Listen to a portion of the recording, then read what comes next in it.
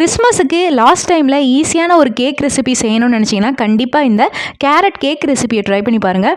ரொம்பவே சிம்பிள், வீட்டில் இருக்க இன்க்ரீடியன்ஸ் வச்சு ஈஸியாக செஞ்சு முடிச்சிடலாம். ரொம்ப டைம் எடுக்காது, ப்ளம் கேக் அளவுக்கு வந்து நிறையா ப்ராசஸ் இருக்காது. அது மட்டும் இல்லாமல் இது டேஸ்ட்டுமே ப்ளம் கேக் மாதிரியே கிட்டத்தட்ட இருக்கும்.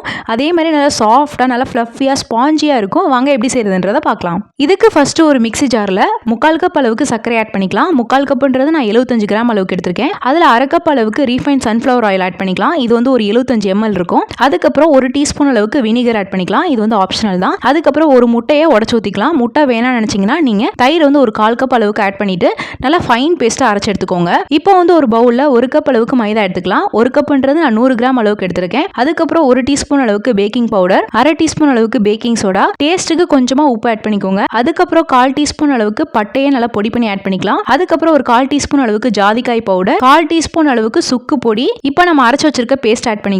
ஆட் பண்ணிட்டு இது எல்லாத்தையுமே சேர்த்து நல்லா மிக்ஸ் பண்ணிக்கோங்க. இப்போ 1 கப் அளவுக்கு துருவன கேரட் ஆட் பண்ணிக்கலாம். இது வந்து 100 கிராம் அளவுக்கு இருக்கும். இப்போ சூடான பால் வந்து ஒரு 1/2 கப் அளவுக்கு எடுத்துட்டு அதை கொஞ்சம் கொஞ்சமாக ஆட் பண்ணி நல்லா மிக்ஸ் பண்ணிக்கோங்க.